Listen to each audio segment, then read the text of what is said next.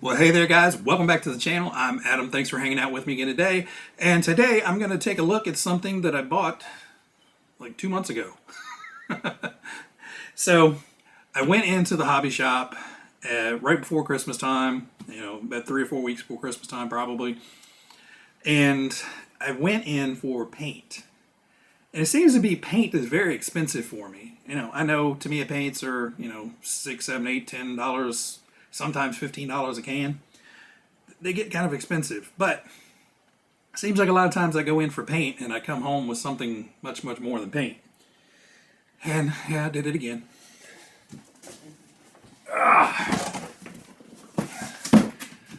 So we came home with a new Arrma buggy. Well, new to me at least. So this is the Typhon 3S VLX from Arrma. Now, I had no intention of buying this. I actually went in with the possibility of buying the Kyosho Mad Van because they had that on sale. And I think they had that on sale for like $250. It's normally like $280 roughly. But they had the Mad Van on sale, I think, for around $250. So I had in the back of my mind that I may take a look at that and buy the Mad Van. So they had this sitting on the shelf. It was one of the last ones that they had. And they had this on sale for like $220 some. And I had a coupon. So yeah, that brought it in right under $200. So I really couldn't pass it up. I really enjoy the Arrma stuff that I have. All the Arrma stuff that I have is the 550 line, the brush stuff. So, for $200, getting brushless and something that's pretty tough and built by Arrma, I really couldn't help myself. So I'm not going to worry you guys with an unboxing and all that stuff. Now, I did buy a crud cover for the chassis. So what I'm going to do is I'm going to get this unboxed. I'm going to stick this mesh cover over top the chassis, and I have a battery on charge downstairs. So as soon as that battery's ready to go, I'll bring you guys back. We'll take a quick look at it, and then we're going to go out and run it. Now, the reason I'm running this is because the track is a mess. I need to do some work on it. The jump's terrible. The grass is growing in. The weeds are growing in. I just have not had a chance to get out there and mess with it. So this probably is not going to care at all. So I'm just going to go out there and chew up the track with this and try to do some weeding. I'll be right back. All right, so we got the buggy out, looked it over. Everything looks great. I don't see any screws or anything missing. Everything feels good. Everything works as it's supposed to. So we're going to take it out, take it for a run. The bag cover works really well. I was very surprised. The Velcro they give you is some industrial grade sticky backed Velcro. So I've had stuff before where they give you Velcro with the kit and I just throw it away because it doesn't stick to anything. This has some super heavy duty goopy super stick material to the back of this thing. So the strip of Velcro they give you to put on the body, I don't think you're gonna have a problem with that coming off. I'll put a link to that in the description below. It kind of shows 2 to 3 different cars in the images they show. And on this one, you kind of have to pull it back away from the front because, I put it on first and it fit perfect. It was just snug as a bug in there and the steering still worked really well. Problem is the body posts were covered by the bag. So I had to pull the bag back behind the body posts and now it's kind of stretched out and there's a little bit of opening in there. Thankfully, the front of this isn't going to catch too much. The back of it's going to catch more, and these openings back here is what I was worried about. So what the bag has 2 zippers that go from all the way to the back, all the way up to the front. So you can totally open it up, or you can just unzip the one side to get your battery in and out. Whether you guys want something like that, I don't know. I just thought it would be helpful to keep the crud out of the chassis and chewing on the drive shaft and stuff like that, because the drive shaft is exposed and there's little nooks and crannies. You get a rock in there, next thing you know you're slicing your drive shaft in half because it is a plastic drive shaft. I got the 3S battery in here. It's a Z 5200 milliamp 80C battery, and just bench testing it, just making sure everything worked. It's rowdy. So much so that it twisted out of my hand and took a big scuff right out of the middle of my mat here because the back tire came down and kissed the mat and shredded the mat. But I did add a spring spacer to the front and the rear. It already had a kind of medium to thin spacer up front. I matched another one to that, and I added a kind of medium heavy spring spacer to the rear, because once you get the battery in there, you know, it is bulky. And when I dropped it, you know, from a foot up, it was smacking the chassis a lot. So I decided to up the spring rate, see what it does. If it's too much, we can pop them back out easily enough. But if I didn't put them in, you know, I'd have to walk all the way back to the garage and get them. All right, let's take it out and see what it does.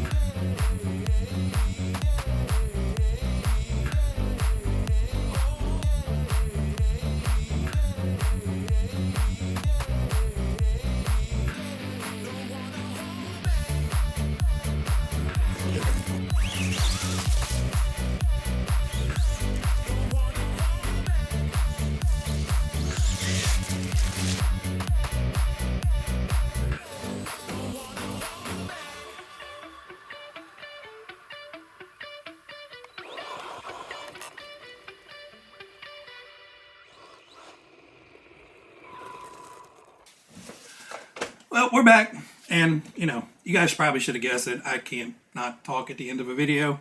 So I'm really happy, with the purchase. For $200, for $250, 260, whatever you can get this thing for, it is nutso.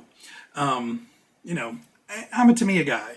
I'm typically the one that's, driving lunch boxes and clodbusters and stuff around. So, speed isn't my forte or, what I go for.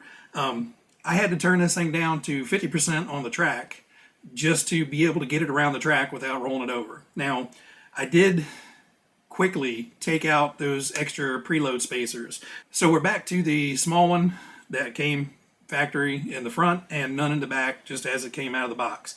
Drove a whole lot better. Yeah, so the front spacer is about 6 millimeters and the rear is probably about 8, 9 maybe. So just taking those two spacers out, really made this thing a whole lot more stable.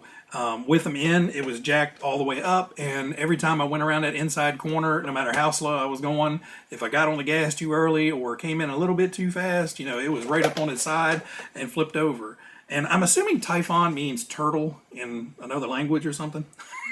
This guy likes being on his roof. I think it's just this big rear kind of protective wing back here that, once it goes over, it hits this and it just stays there. There is no kind of rolling it back over, which, it's basically an 8-scale buggy. They're not notoriously known for being able to right themselves. The cover worked really well, and I did make a change. So it still let some stuff in, nothing major, just a little bit of debris, and I'm sure it's going to get debris in there no matter what. The big thing is it kept out all the rocks, all the sticks, all the things that could get down in here and, bind up in a fan, bind up in the drive shaft, all that.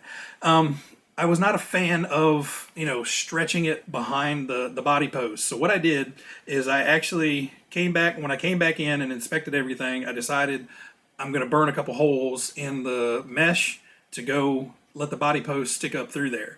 Now, the reason you want to burn a hole in there, not to cut a hole in there, is because this is like a plastic mesh. If you burn a hole, it kind of cauterizes and seals that hole. And if you cut in there, there's little jagged pieces that can rip and tear. And, this may weaken it some, but not a bunch.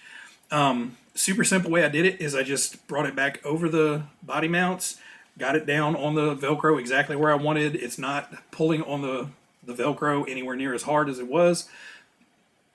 I marked those where the body posts were, with the kind of fabric relaxed around there in a natural position, marked on there with a silver Sharpie on the fabric. So then I went and got a very old Phillips driver tip. I probably got dozens and dozens of these things sitting downstairs that I'll never use. It's the Phillips on one side, flathead on the other. It comes with every electric screwdriver ever made and, a bunch of different kits. Clamped that in a pair of vice grips, and then I got out the torch. Got that tip nice and hot, and then just pulled the fabric back gently and just poked it, and it'll you don't even have to touch it. As soon as it gets that red hot tip near there, it starts melting the plastic, and you just basically poke it and wiggle it around a little bit very gently. You could literally go and cut this whole thing in half. So just kind of poke it and work it around to where it fits around there. Now be careful, you're melting plastic, hot. Don't burn your house down, all those good safety tips. But now the body fits on there better. It's not pulling on that front, and I'm really happy with it. 3S, this thing is crazy, and Al and all you guys that run those 6S and 8S things, I don't know how you do it. I was on my lid a lot out there. But anyway, guys, I hope you liked the little run video, and sorry about jumping back in and running my mouth at the end, but me. All right, guys, everybody out there, be happy, be healthy, be safe, and I will catch you guys on the next one. See ya.